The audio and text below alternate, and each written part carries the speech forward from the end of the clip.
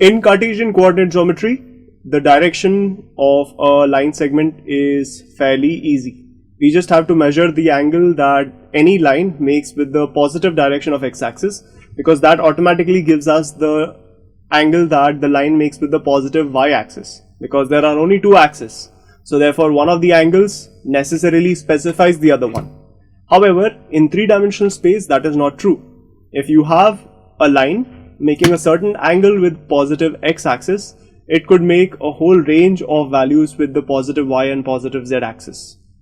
So therefore, in fact, the number of angles, different angles that a line with a certain inclination to the positive x-axis can make with respect to the other two axes is infinite. Therefore, it is not just sufficient in order to specify the inclination of a straight line with only positive x-axis. We require at least two of three directions. So in order to be sure, what we do is we specify the angle that a certain line makes with each of the x, y and z axis. So by usual notation, we call these angles that a line makes with the positive x, positive y and positive z axis as alpha, beta and gamma. These angles alpha, beta and gamma, which a certain line makes with the positive x, positive y and positive z directions, are called the direction angles of the straight line, or if we are talking in terms of vectors, the direction angles of these vectors. What do we do after the direction angles? Only the direction angles don't give us anything. We have to do something with these direction angles in order to specify the direction. And just like in Cartesian coordinate geometry, once we measure the inclination of a line with positive x-axis, what do we do? In order to measure its slope, we say tan theta. The slope is equal to tan of the inclination of the line with the positive x-axis. However, in three-dimensional geometry, we don't use tan, we use the trigonometric ratio of cosine. Cosine of the direction angles in each of the x, y and z directions gives us the quantity called direction cosines of a line.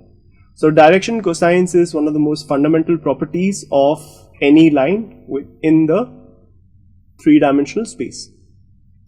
Why do we take cosines? Why do we not take sines?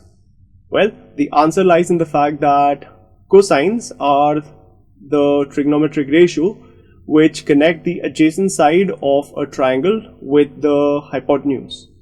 So if we imagine any straight line, the length of the line always represents the hypotenuse of the line when it makes a certain angle with the x-axis, y-axis and z-axis.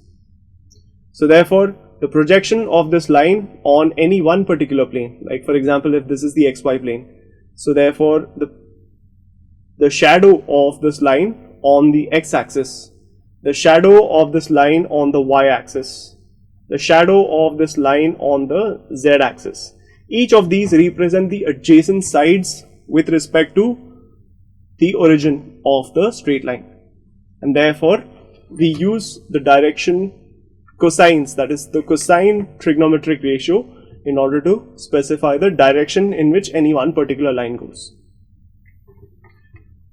Direction cosines.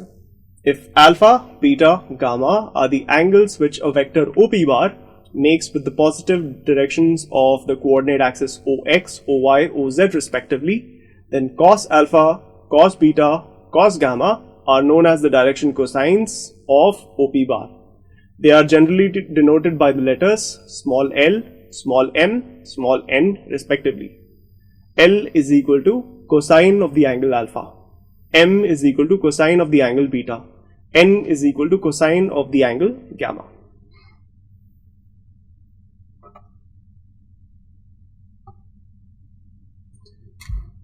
And so the angles look like this.